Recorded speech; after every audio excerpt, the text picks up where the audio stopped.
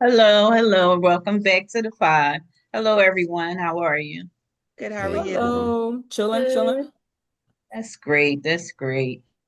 Um, Guys, for everyone who's listening, don't forget to dislike, comment, and subscribe to our channel. So today we have a very special guest here today. We have a special guest, award-winning entrepreneur, educator, and advocate for financial literacy and so much more. We have the author of Breaking Up with Broke. It's not an income, it's your thinking. hmm Mr. Curtis Singleton. How are you? Thank you. How you doing? That was a great introduction. I couldn't have said it better myself. Okay. Thank you. I just can't tell you how this book has touched me. Whew, it has. That's what's So up. let's get into it. Talk to us. Talk to us about Uh, what inspired you, number one, and just some insight. Talk to us. well, first, let me say, first of all, I want to thank you ladies for actually having me on the show. This is actually my first time speaking about financial literacy on like this type of platform. Um, because financial literacy could be a controversial topic, right? So some people can take offense to it. I've had countless conversations where someone got offended, right? And I've been teaching this for about since 2004 in the school setting. So this platform was actually this is my first time doing it. So I thank you guys for that. But what inspired me to write the book is basically when I was growing up, I grew up in North Philly and I seen a lot of things, right? A lot of people struggling in finances. And I was always the type of kid that always questioned things like, well, why is this happening this way? Why is my parents working two jobs and we can barely stay afloat? Everyone on my block and on my neighborhood, no one really kind of like making money. And so I started questioning a lot of things. And I started, researching to people who were winning. So I'm always looking up to Jeff Bezos and the different people who own companies and how they make money. And I compared the two. And throughout my research, I found a lot of knowledge that I was like, you know what?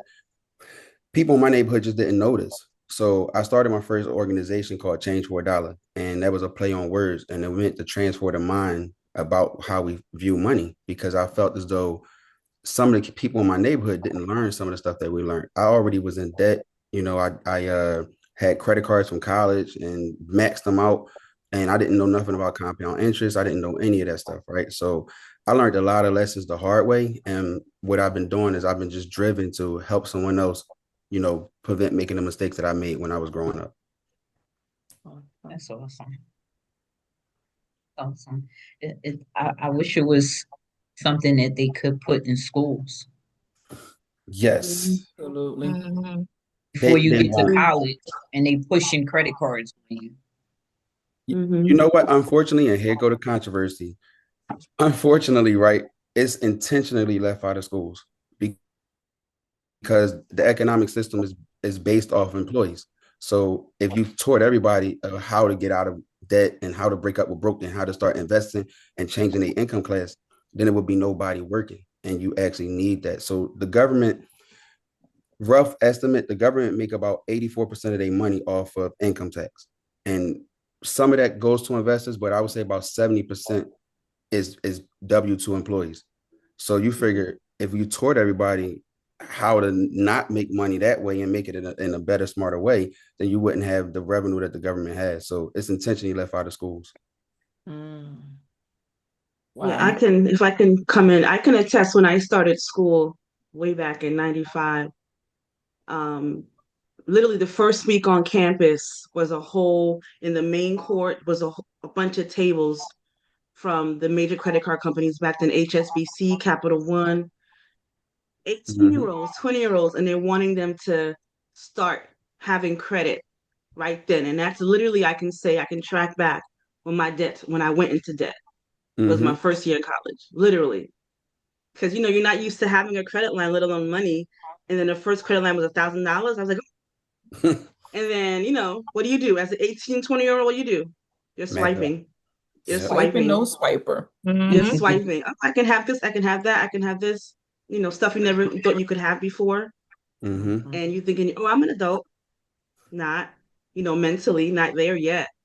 And I can definitely track by that's when I first got into debt in Mm-hmm. college, my first year. And no one taught you anything about that prior to that credit card application. No one, no one, not even how to use a credit card, how it works, about the interest behind it if you don't pay it off, what happens Mm-hmm. when you pay it late. No one, not, and I went to private school. Mm-hmm. My first 8 years of life, first eight K to eight, I went to private school, and then I went to public school.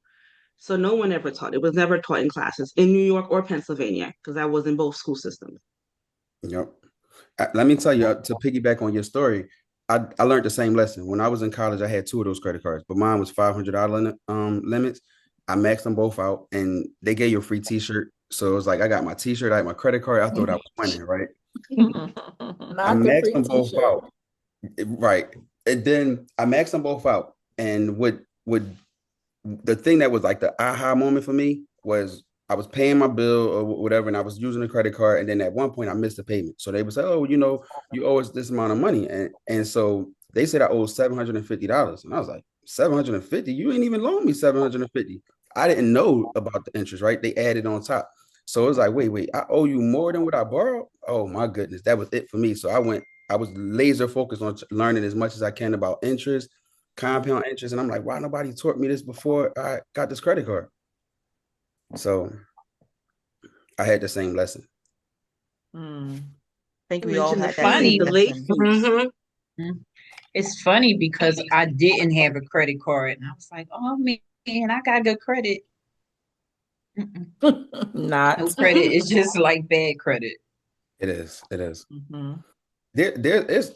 I'm not against credit cards, right? So some of my neighbors they run credit card companies, so they taught me a lot of the credit card game, and I can see if you use it the right way how it can be really beneficial, especially with the points, and all that. Like one of my neighbors, they use their credit card like for everything, and then Mhm. they stack up these points, and they go on vacation once a year and don't pay for nothing for the vacation. They be out.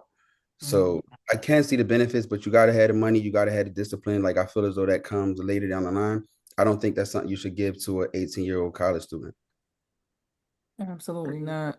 I Right. had a Was gas your neighbor card. Caucasian or African American? Caucasian. See, Mm-hmm. because I don't know, but for the most part, they were taught. They were taught because they basically had Yep. money before us. They were landowners Mm-hmm. before us. They were property owners before us. They had the legacy Yep. before us. So they taught you kids how to use it the right way. Whereas mostly in the Black community, we didn't own anything. So how would we know how to use credit? We weren't even allowed to use credit. We weren't even Yep. allowed to read at some point, right? It's Mm-hmm. not up until in this century we're even allowed to read, to vote, to do everything, let alone learn how to use credit. Mm-hmm. So it's generational. It's absolutely generational, and the cycle that I see in our communities is your parents' generation didn't know, right? And they mean no harm. They only can teach you what they know, and Mhm. they're Right. saying, hey, this is what most parents do, right? Is they try to correct their mistake in their life with their kids. So if I was a parent and I wasn't able to make it to college, right, and then life didn't work out for me the way I intended it to, what I'm going to do is to my kids, I'm gonna say, y'all gotta go to college and just go to college and you'll be cool because I feel as though that's the one piece I missed. But I'm not giving them the whole picture. I'm not teaching them about student loans. I'm not teaching student loans should be illegal, first of all. But I'm not Yes. Yeah. teaching them about student Mhm. loans or anything. I'm just saying go to college because I only can teach them what I know in my very limited mindset. So Right.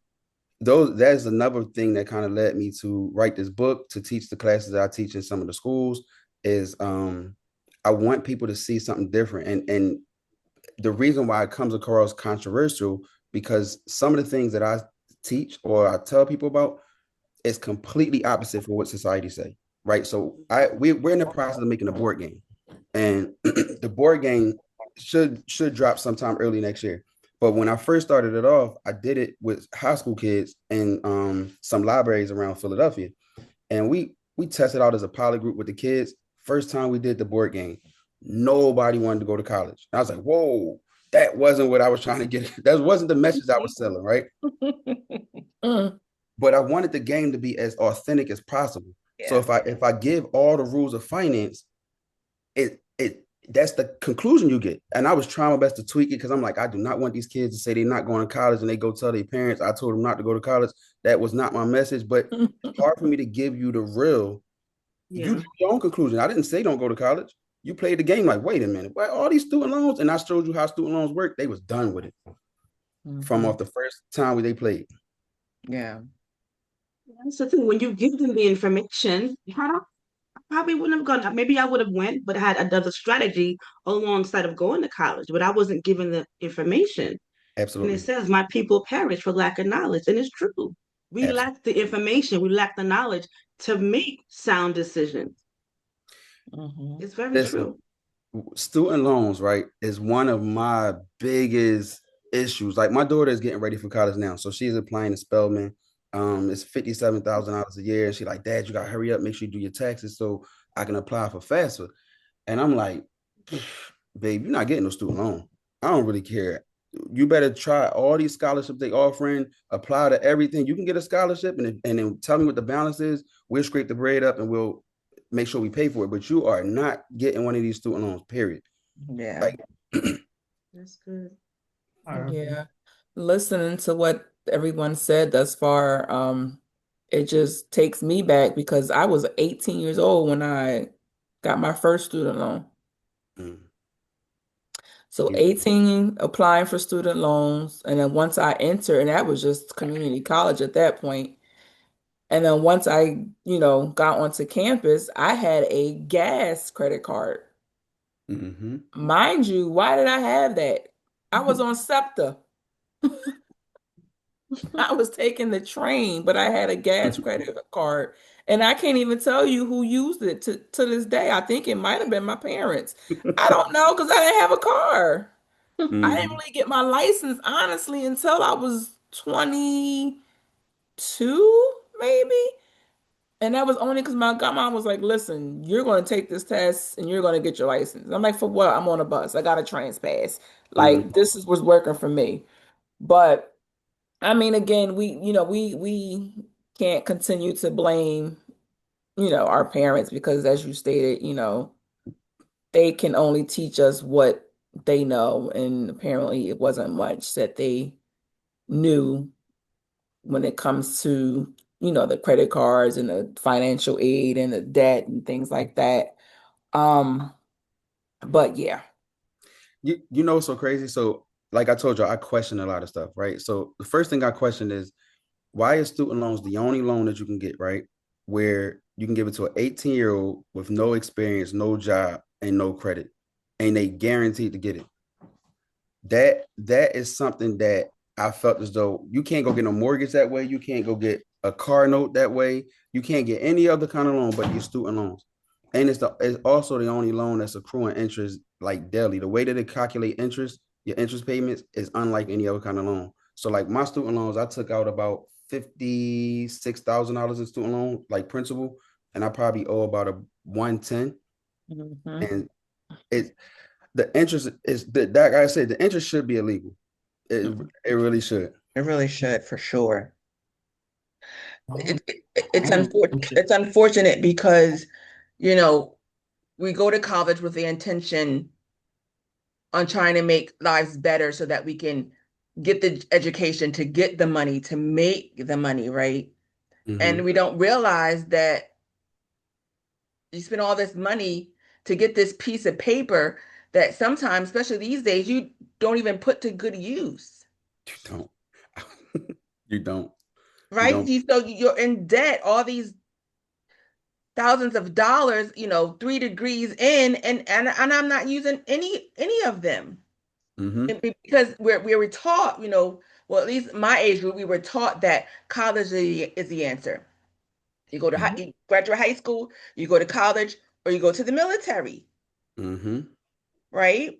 And so those that went to college, which was the majority of us, some of us, maybe not even half of us, actually put our degrees to use. And the Yep. other half are not even using their degrees, have careers now that don't even pertain to the degrees we went to school for, but now we have all this debt for what? Yeah. My brother, um my youngest one, he was totally against going to college for that reason, Hmm. racking up debt, racking up debt, racking up debt. And he didn't. And so when I tell you that was probably the best decision for him, because the career that he is in now, he wouldn't be making the money that he's making if he went to college Hmm. from a piece of paper. So we have, where I'm just thankful that our children these days, they actually have options Hmm. opposed to college is the answer. And sometimes it works out, but most times it doesn't. And it's unfortunate, really unfortunate. It is. There. I don't know the exact percentage, but a large number of percentage of students that graduate college don't work in a field Hmm. like immediately after graduation. So we take a loan out to chase something that, like you said, most likely you wouldn't use. And Hmm. again, there's a lot of benefits to college. So I don't want to say that I'm not opposed to second level education, but Hmm. I just want I give my kids the whole picture. I'm not going to just tell you that you're going to go take this and you're going to be okay. You're going to be okay, but not just because of college. You're going to have to do college. You're going to do these other several things Hmm. to make sure that you're okay. Absolutely. Absolutely. It's all about um just having a conversation, and allowing people to make their own decisions, what's best for them. I know a couple people that were fortunate enough that their parents were able to pay for college for them. So they came out of college without any debt, Mm-hmm. that is miraculous. But I mean, let's be honest, there's a lot of us that are not that privileged to do that, Not at all. for ourselves, for our children. We couldn't do that. And so, if your parent, if you're a child that was able to out of college without any debt, that is a beautiful thing. Mm-hmm. Beautiful thing. But now we're in a society with the head of the nation Right. Mm. who is just making it unbearable. Mm-hmm. Those that are in, Absolutely. in school now, have the threat of not being able to finish because they can't afford it. And so Mm-hmm. what do you do with all this debt now and no paper to even show for it? Like, where do they go with this? How do they survive, or push through this adversity? It's and when especially when you look over at European countries, education is free. Mm-hmm. Education is free. You can go to any university, as they call them, any uni over in any country in Europe, even Canada, and education is free, but not within the greatest country in the world. Mm-hmm. My personal opinion, my Hmm. personal opinion is I think the debt that they give college students up front, like the credit cards we say with the t-shirts and the student loans, which you don't really understand, but you sign for it immediately. I think that's all set up for the trap, right? Hmm. And some people call it different things. Robert Kawasaki call it the rat race or whatever. I think Hmm. this starts it off. So if you start your life off with all this debt, then you're forced to make money when you get out of school. You don't have the time to plan. You don't have time to strategize. You can't look at options. You need the first person that's going to pay you because you got a student loan payment that next Hmm. month. Yeah. Mhm. So that sets you in a path of the wrong direction. Like let me give you a conversation that we have with my daughter, right? So her mom would say, she wanted her to go to school, like she's in 12th grade now, but she wanted to go work at Chick-fil-A. So she's like, Dad, I know you really big on entrepreneurship, but I want to go work at Chick-fil-A. All my friends work there, whatever. So I was like, nah, I'd rather pay you not to go. And so she was like, why? And I say, because the moment you go to Chick-fil-A and you start trading your hours for money, you're going to assume that's the only way to do it. So then you ain't going to listen to anything else for the rest of your life. And that's going to start a cycle to go, for the rest of your life. I said, I'd rather pay you for you to sit home and you figure out how you strategize on your next business. Write a business plan for me. Look at your marketing opportunities, your advertisement. Look at these. I want your mind to be wired differently Yeah. versus the minimum wage that they may give you at Chick-fil-A. Yeah, I Hmm. love that. Good. Yeah, That's same. good. Yeah. Same. I can recall when I was in high school, I guess I can speak for the I guess, non-American family household. My parents are non-American. They're immigrated here from Caribbean country, Haiti. So, coming from cultural differences around everything, especially around money. So, they didn't know anything about that. Mm-hmm. So they had no knowledge about concept about aside from buying the house, which they had help doing, credit score, businesses, nada. So and they had limited income and we barely got allowances, let alone money for, extra stuff, just the necessities.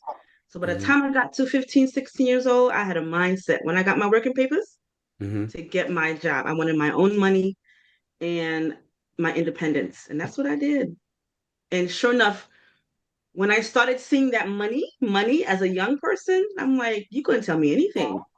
And Mm-hmm. then as soon as I 1 year after college, I bought my first car. So I was and then I got a car note a couple years later.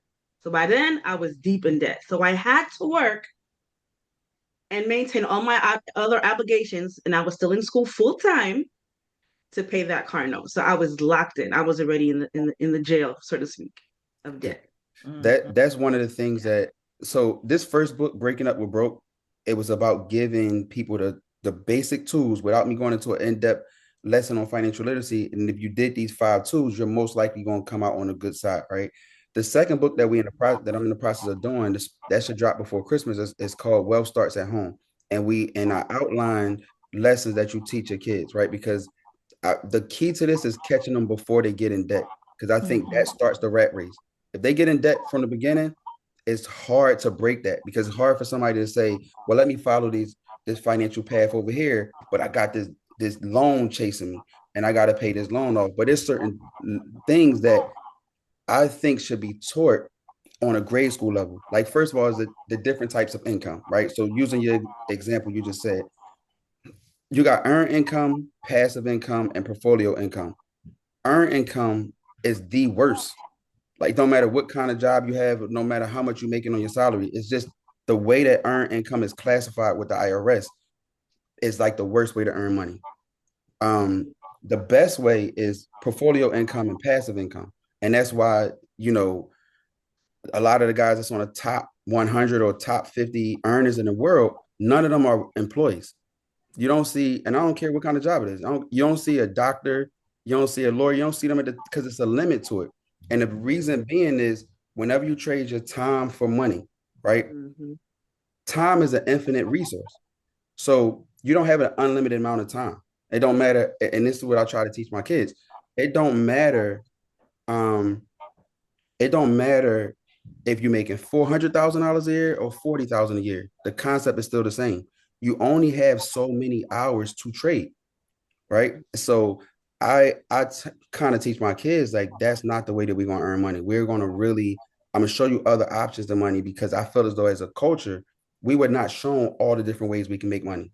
We only shown go get a job, fill out this application, be obedient, and get your money.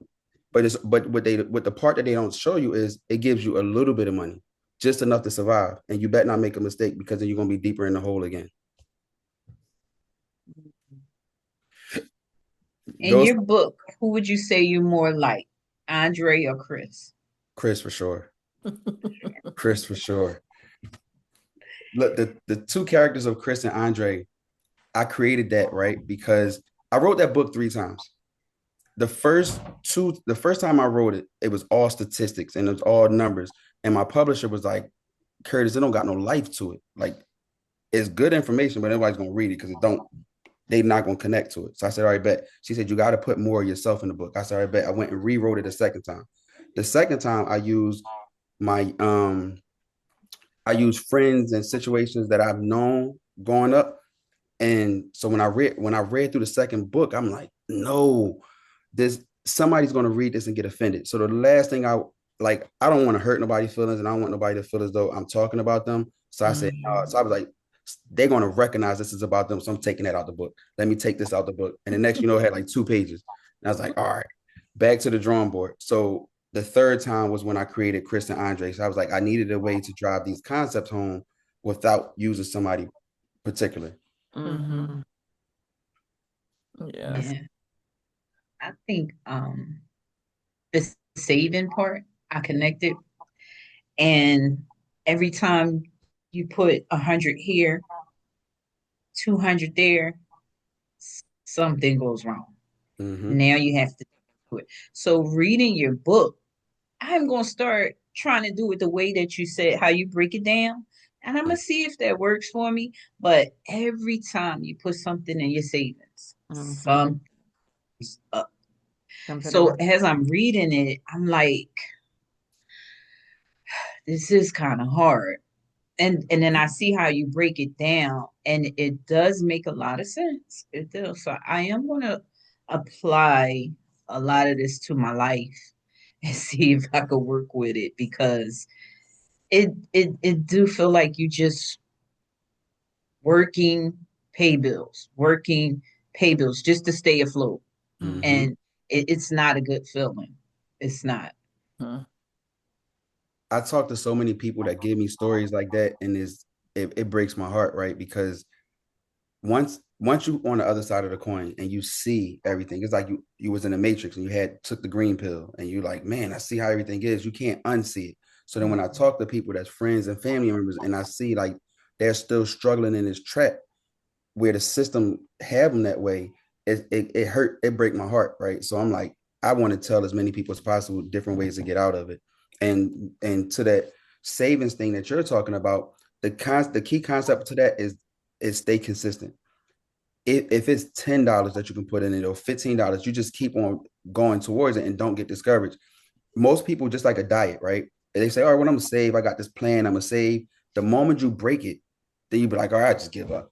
I ain't doing it anymore. It's too hard. So as long as you stay locked in and keep doing it, you'll hit your goals. mm. It's great. So Yeah, I'm I going to love use the idea. myself for an example. Mhm.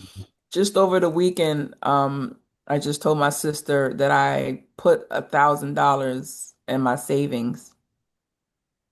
I'm not going to be 100% honest and tell you what's in there now, but and it's so depressing because I'm like, yo, I just put $1,000 in this savings account.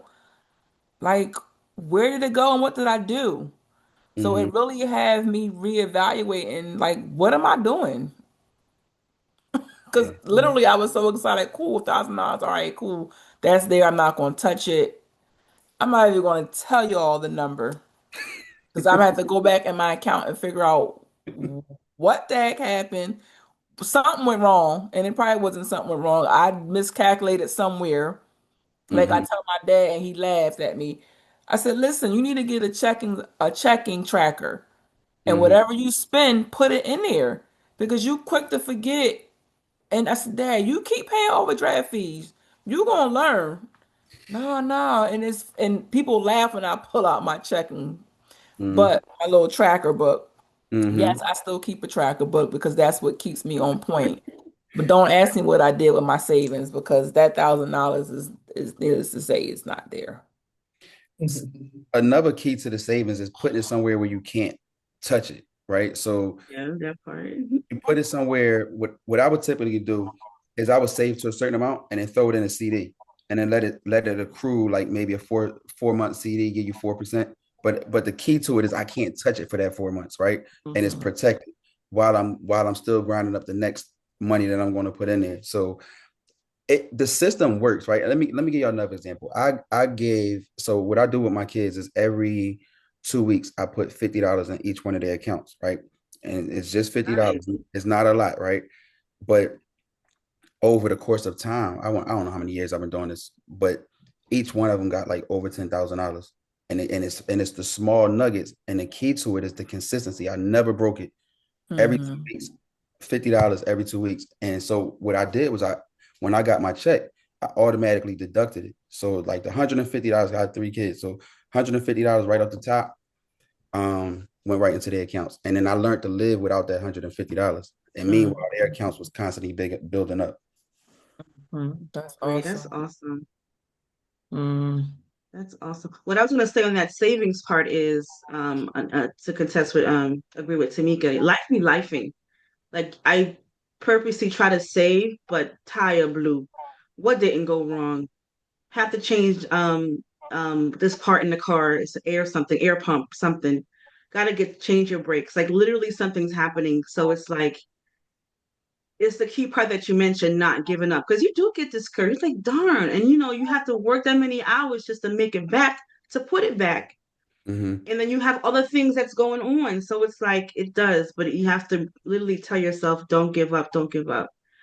And my Mhm. other thing I wanted to mention is because you mentioned in the that plan is you had a 6 year plan, and you put it in any order that you Which want, however your life is. Do you recommend that? a 6 year plan, you said? Yes.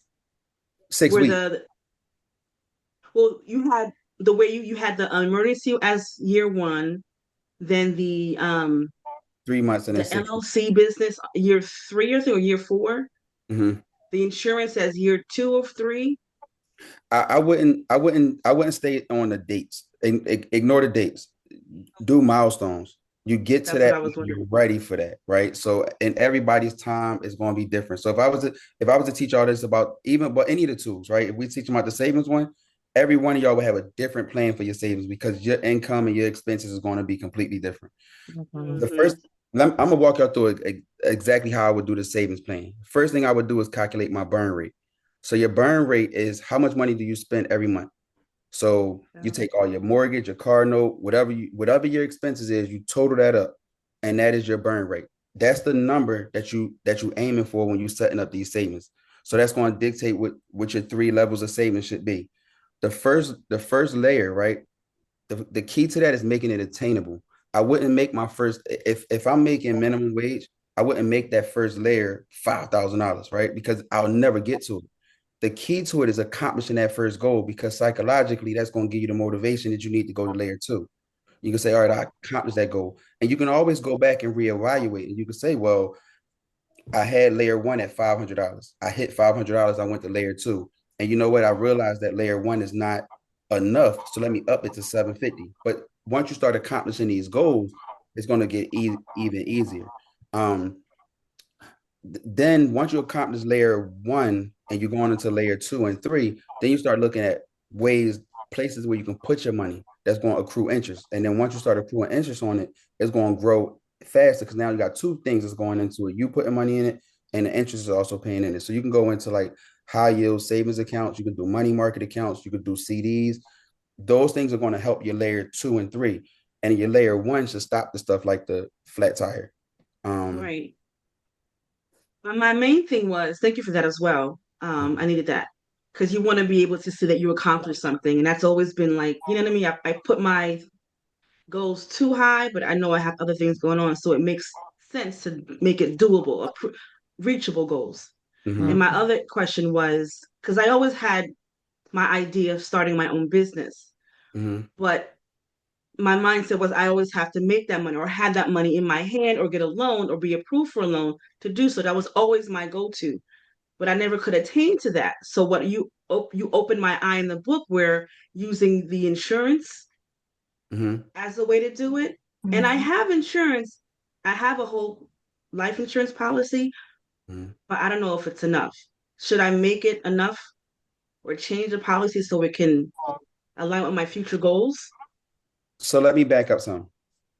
Okay. I would only use the insurance for the business if your insurance was that big, and you would have to have a universal life, whole life insurance plan that has cash value. So I don't know how long you had your insurance policy, but typically the insurance comes in on level three after you already had your savings put together and you already started working on the business.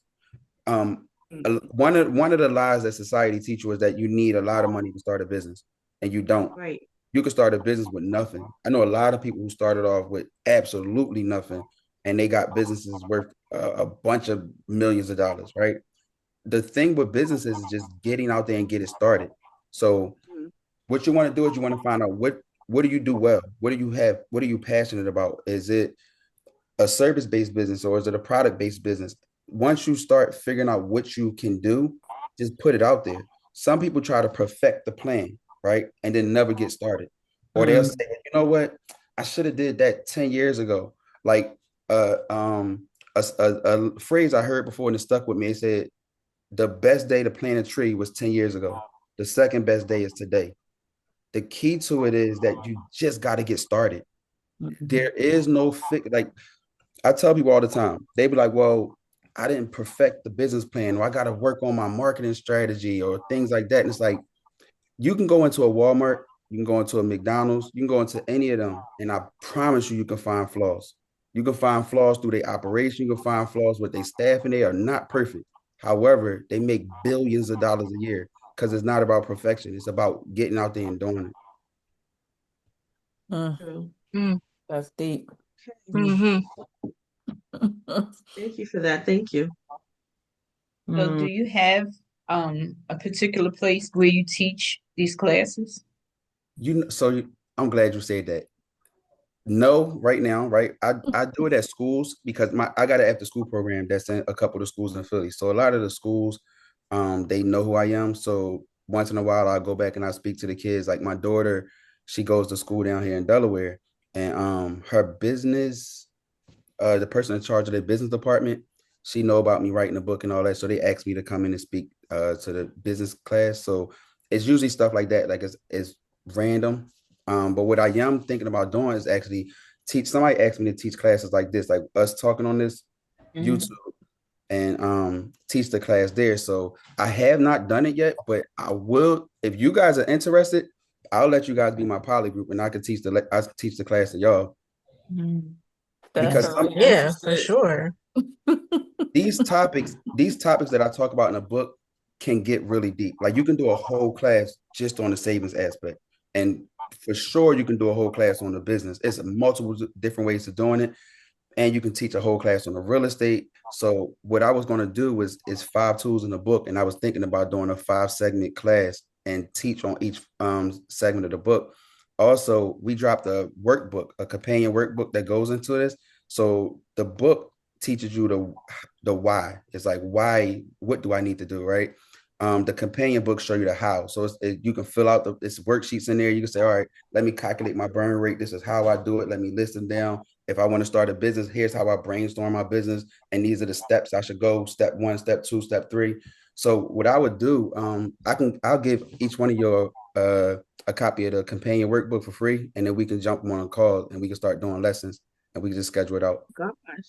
That's Yes. awesome. Awesome. I'm Yeah, excited. thank you so We're much. Mm-hmm. here. I'm all We're Yeah. here inspired for and it. stuff. That'd be Yeah, awesome. we are here for it. Yeah, Absolutely.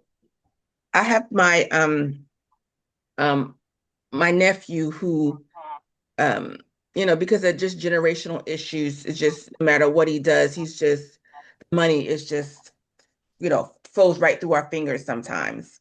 Mm-hmm. And I want to be able to break that generational curse with him, Mm-hmm. because for some reason women, we know what to do with money and how to make it work and how to save it and spare it and move it here and move it there. But for whatever reason, men just don't know how to do that.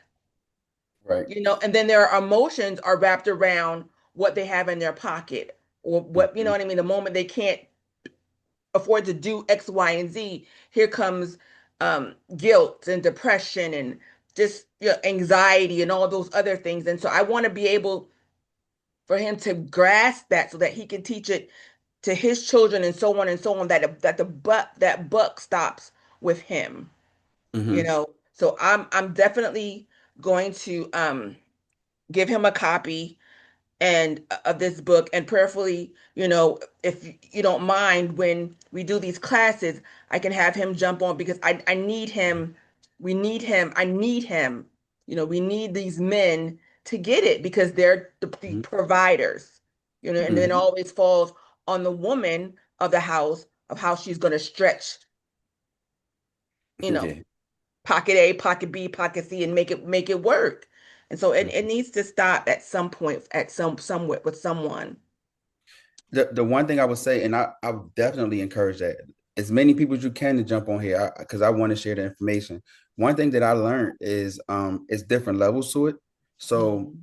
if I was to teach this class to a third grade class, my message is going to be completely different than if I taught Mhm. it to a high school class. And if I'm talking to middle class adults is going to be each Mhm. time I display it is going to be different. So Different, yeah. it may not fit everyone, right? But if they can kind of Mhm. catch on, Mhm. then it'll work. Because one thing I learned, right, when I went to school for business and I minored in finance, right? So when I was in college, I thought I knew it all. That's when I Mhm. started. That's when I was in the neighborhoods and teaching financial literacy. I'm like, oh, I got this.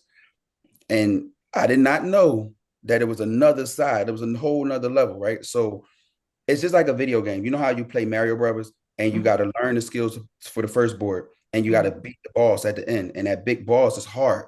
Take you a while Yeah. to beat them. But then when you go on the second board, that boss you fought at the end is all throughout the second board. But you already learned how to beat them because you learned Yeah. the skills. So now you beat him on the second board and they keep going, right? Yeah. So one of the things I learned was some of the rules is going to be extremely hard to teach to somebody who didn't experience it. So, for instance, if you try to teach me about taxes and I'm making less than $75,000 a year, I'm not going to really grasp it, right? Because I've never had a tax bill. Mhm. So when the first time I made a little bit of money, I went and said, well, I got a tax bill. It was about 140 something $1,000, right? I was scared to death because I don't think I've ever had a bill that big for one thing. And the Mhm. last person you want to owe is the IRS, right? Yeah. So I'm petrified. I'm like, what the heck is going on? So I went to my accountant. I said, what is going on? Like, how I owe him this? Because I went from getting a refund check, right? Mhm. Mhm. That tax lesson didn't get real until I got that bill. Once I Mhm. got That's that right. bill, trust me, My I promise gosh. you, you're gonna be paying attention to financial literacy a whole different way when you get $100,000 bill from the IRS. But my accountant, he told me, he said, listen, what we're going to do is you got to restructure your businesses. I had them under LLC because I'm listening to people from the hood. So they like, well, just get an LLC, just get an LLC. Yeah, that's cool. But they don't tell you that's the worst way to get taxed as a business. So he said, look, we're going to restructure this. We're going to get your S Corp. We're going to put the LLC under the S Corp. It's going to flow through. And, just off this change in paperwork, I saved over $100,000 in taxes. My next year taxes dropped to 60 versus the one Mhm. something. And so Wow. to my accountant, I said, why ain't you been telling me this? He's like, Mhm. it didn't matter to you then. Because when I started the LLC, I wasn't making no money. So Mm, it didn't matter to restructure stuff because you wasn't making money. I had to make it to that level for those Yeah. lessons to really To apply. understand, yeah. That Mm-hmm. makes sense. Because Mhm. we The have a accountant. tendency not to care about things that Mm-hmm. if it doesn't pertain to us at that moment. So that's good. it's It's funny because testimony. So it's funny because I had just said to myself, okay, everybody who knows me know that I'm a shopaholic. Mm. That's my business. right. Um, but I just said to myself, the situation that I'm currently in, my savings account should be bumping. Mhm. Like I had a reality check. I was like, okay, so, and then I came across this this book, your Facebook post, and I was like, God, and listen here.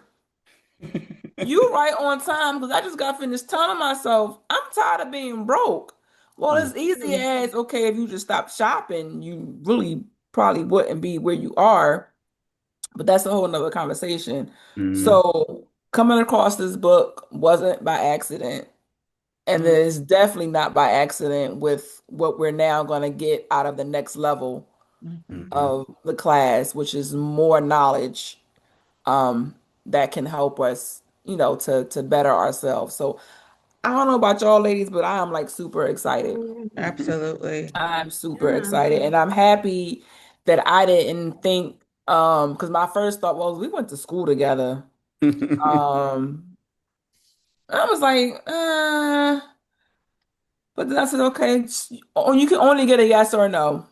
So Mm-hmm. I sent him a messenger, Yeah, on like, Facebook. listen, I got my group. We're gonna read your book. Are you interested in coming on? And it was just as simple as that. But I could have let whatever was going on in my head to be like, yeah, no, we not gonna ask him. We don't need him to know your business. But Right. no, so I'm so happy that I did, and I'm excited. I Hmm. appreciate that. And Oh my goodness. Mika, you know, congratulations to you. with thinking with what you saying that's probably why a lot of us be stuck Mm-hmm. Hmm. Facts. because we don't want to ask you, hey, how did you do that? Mm-hmm. Can you teach me? Can you show me? Because I'm messed up. I don't Yeah. know how to do what you're doing. And if a lot of us can, have somebody that we can talk to and get educated, we would be the bomb. Shoot, be Yeah. beast. So Especially in our community. you know what's so funny, and I was about to say that in your community, in your circle, even when I launched the book, my family and friends wasn't the first people that I went to with it I know because that's of the right. same reason. They like, man, I know him, Hmm. and it's like you're gonna miss the message because you all in your Yeah, head. Hmm. absolutely. So I went to strangers first, and I went to them, and they started buying the book, and thank God, like it caught fire because it's real content in here. I ain't put no fluff. Facts. Hmm. Mm. If you read it, I don't care if you know me personally or not. This information is something beneficial. That's the reason why, like my daughter, business teacher, when she got the book and she was like, "Yo, I know you call your dad. I know we need to holler at your dad. He need to come to the school. I need him to talk to the business group." Um, because it's something that's really real. And once you understand how the system works, I don't look at people, right? So whatever your financial struggles is, that's your financial struggles. I'll help you as best as I possibly can. But it's not that you're doing anything wrong. The system is designed for you to do that. Yeah. Mm-hmm. Everything Right. is laid out for you to make those mistakes on Yeah. purpose. So Mm. Yeah. you just falling into the system. I tell my son, for instance, my son has this thing with cars. He loves cars, like Lamborghinis, fancy cars, or whatever. So his whole thing is like, Dad, I'm gonna get me a Tesla. I'm gonna get this. I'm gonna get that. And so I was like, no, hold, pump your brakes. And so that the question be like, well, what you saying? I shouldn't want nice things. No, you want nice things. You can have it. However, I want to show you the order that you got to get these nice things. You're not Yeah. going to buy a car first. You're going Yeah. to go buy a parking lot. You're going to get the parking lot. And in the parking lot, Now, you charge money. You make the money from the parking lot, pay for the car. Pay You're for not the buying that. car. that's Hmm. right. Yeah. Mm-hmm. Right. Yeah, Thanks. somebody else said something that was like, own nothing, but control everything. So I've 100% bought into that, right? Mm-hmm. The idea around that is you don't want to buy any assets. You don't want to buy no car. There's only one thing in my name right now. That's the house that I live in. And I swear I wish I'd have learned this lesson before I bought the house. I'm never buying nothing in my name again. If you look it up, Curtis Singleton don't own anything. I'm going to own Wow. Write trust, that in your and book. my trust is Mm-hmm. going to hold on holding companies. The holding companies are going to own S corps. The S corps going to own LLCs, and the LLCs is going to own the assets because Absolutely. there's Mm-hmm. layers of protection. I I don't need want to to own learn nothing. that. Mm, Yeah. I need to learn that. Mm-hmm. exactly. We're gonna put that into the lesson for sure. Hmm. And First it's time all our viewers are going to be sitting there writing everything down. it's also the if you look at the way money, if you look at how money works, right? Once you understand how money works, this gets easy. So if you work at a regular job, say you're a W-2 employee, you get your check, then it gets taxed before you even see any of it. And the money that you got left, you buy an asset with it, which is basically going to depreciate some of the stuff that we're buying. Hmm. If you do it the other way, if you buy the business or you whatever first, and then let the business buy the asset. First of all, don't you claim the depreciation back, but second of all, you buy an asset before it get taxed. So instead of you getting taxed first and then you spending what's left over, you spend what you got first, and the IRS get what's left over. Much better process. Mm. Mm. Mm-hmm. Magic. Yeah, when I And read we that all part in the like, book, I was like, mm. man, we've been doing it wrong this whole time. It's like, can I go back in time? Can I go Yeah, back 10 seriously, years? And I right? would be so far gone. Oh my God. Just the knowledge, the lack of knowledge. You lose so much, but I'm ready. I'm You, ready. This is a new day. I'm ready for it. I Mm. give it's so much, it's so many nuggets out there that we don't take advantage of. Like for instance, remember I told you Yes. I give my kids money every 2 weeks, right? Because I Mhm. had the LLC, I can pay them through the business and they're tax free. So I'm gonna give y'all another cheat code that the rich know about that we don't know about. Once you start this LLC, so going back to Bernice, and you said that you wanted to start your business, I Yeah. tell everybody they need a business. I'm gonna give you a reason why, because the tax code is leaning towards businesses, right? Because I have a business, it don't matter how much I make on a business, right? Because I have it, I can pay my kids through the business tax free. So then also what I do is I add an IRA or 401k to the business, right? As long as you offer it to all the employees, it's legal, even if they don't take advantage of it. So then my kids can get a IRA through the business, but it's a Roth IRA. So the way that's supposed to work is you're supposed to get taxed up front. And then when you retire at retirement age, you get all the cash that's in there. But because my kids is my kids, and this is my business, they exempt from taxes until they're 18. So I can pay them exempt from taxes, right? And that was the loophole. And then they get the IRA, which should have got taxed up front. But when they retire, they actually getting that money for free. So they never pay taxes on it, not up front Oh. or in the back. And that's something that can accrue over years. Mm. Mm. Hmm. Yeah. So Wow, we all like It's on. It's on. our brains is probably just All spinning. Absolutely. yeah. It's on.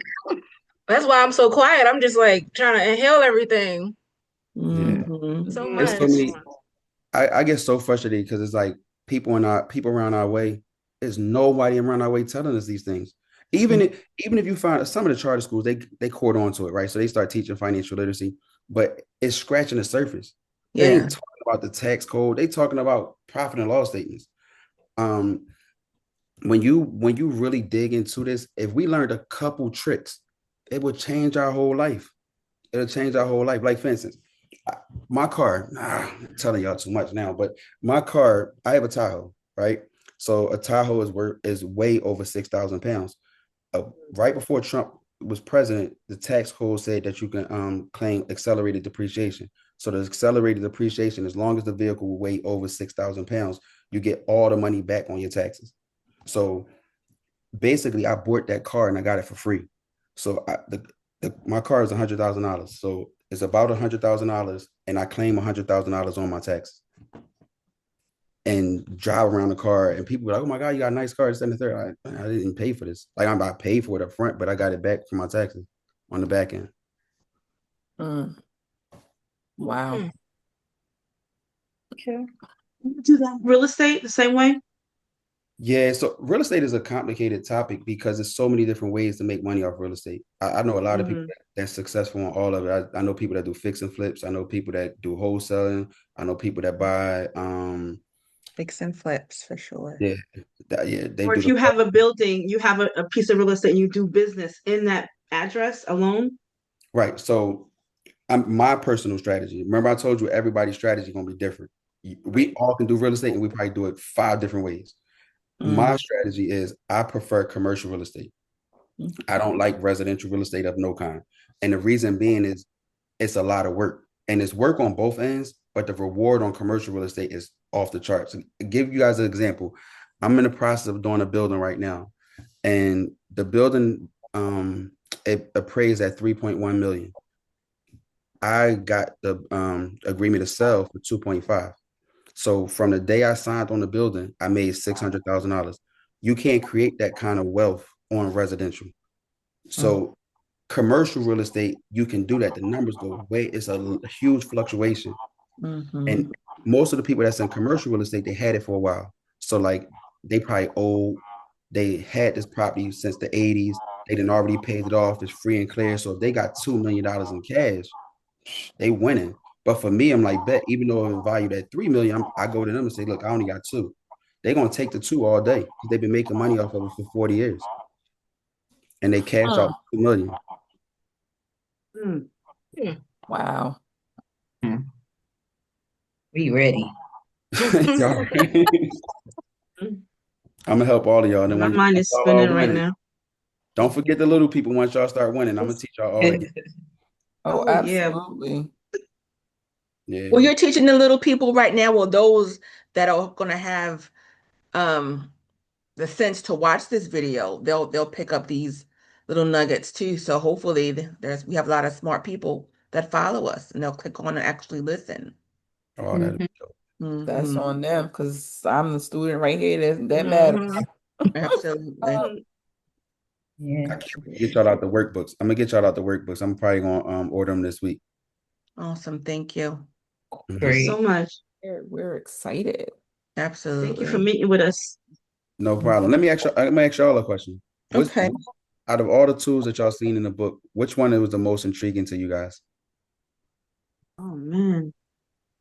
I'm personally going to say the steps of saving your money Heskelberry. Yeah. and putting your money up and the way you save it and which account you're going to go in to pay this bill just in case a Hmm. tire blow and which account that you're going to go instead of okay, I just put this $1,000 up. Now I got to go back in and take $600 out to get the car fixed. Hmm. My water heater's down now, and then you be depressed because you like took all that time and saved all that money, and now I'm down to $200. Right. Right. That's a good Yeah. one. Yeah. For me, it was because I said I wanted to do my LLC business since God knows how long, is utilizing my whole life insurance. But then you mentioned the IUL, the Mhm. I forget, and that goes against the stock market. And if it doesn't do well, it still stays the same. If it does well, I get an extra bonus. Right. So So that my mind was I like, had oh one my of God, those oh my now. God, my God, because and I can pull from that money, right, as seed money to do my business, and the original money is still there without no credit check, no loans. That was a eye opener for me. I was like, yes. Did he freeze? Is he Yeah. frozen? Yeah. Yeah. He's Um, frozen. probably a signal. Yeah. Well, he'll be able to go back and listen to your answer. That Wow. he will be able to do. Hmm. This is Um, good. This Let me is see if we can message him to let him know. Oh, here oh, Oh, he there he he probably logged goes. back on. he'll Yeah, come he come back back. on. Oh my Excited. gosh, ladies, I'm so excited. Yeah. Is that the word? Uh-huh. Hmm. I'm I'm excited like to get a bubbling job so I can over. start saving. That'd be a good thing. I think it's his Still signaling? connection. Now look at that. We done made it through all Oh, there you this. go. There we go. I'm back. Okay. Welcome You hear back. anything I said? I'm like, we done made it through all this. I was about to say we got all the way to the end. See, the devil's alive. No. Yeah, The he devil. is. Ain't he? What you hear, Curtis? That's all So he I does don't is know if lie. you heard any of her answer. No, I heard. Okay. I didn't know. I didn't. Okay. Okay. Hit The B. best part for me of the plan was because I've been wanting to do my LLC for the longest was utilizing the insurance plan as a Hmm. means to not depending on banks and loans and interest, but Hmm. pulling out from that whole life insurance and still having the money there as seed money because that's always been my dilemma. My obstacle was getting the money in my hand because I'm always fighting credit and student loans and my credit is up and down. I can never be approved for that loan. And two types of whole life insurances was the regular one and the IUL one you mentioned, Hmm. which was also was like new to me. I didn't never heard about that. So that was Yeah, my part. that one is based off the stock market, but Yes. um, the downside to that one, what it costs a lot of money. So Mm. like I think I got like a $500,000 policy, and it costs somewhere around like $1,000 a month. Mm. Okay. But the thing is, you can't lose. So if the stock market and stuff go up, your account go up. If it go down, Right. it stays still. So it's a really good process, but you need money in order to get into it. I can always start with the first one and then gradually Hmm. go to the other one. Yep. That's when money come up. Okay, that's the plan. Okay. So my answer is pending because I still have a few chapters Hmm. that I need to uh get through before I can answer you. Okay. The synergy of them is when you use all five tools. So it's no wrong answer. It's just I was curious on what you guys thought about them. Where we Yeah. When you use all five tools together, that's when the magic happens. Some people, I know people that's making a ton of money off real estate, and they'll probably swear by it. They'll be like, "Oh, real estate over everything." And then I know some people that's making a ton of money off businesses, and they be like, "Well, I ain't buying no real estate." But the key is when you use them both together. So I like them both. Like I want to buy the real estate, put my business in the real estate, so I'm guaranteed a tenant, and then I'm making money 2 times over. I pay myself rent. Mm. I can't wait for this class. Listen, we like a few years behind, but it's all Okay, right.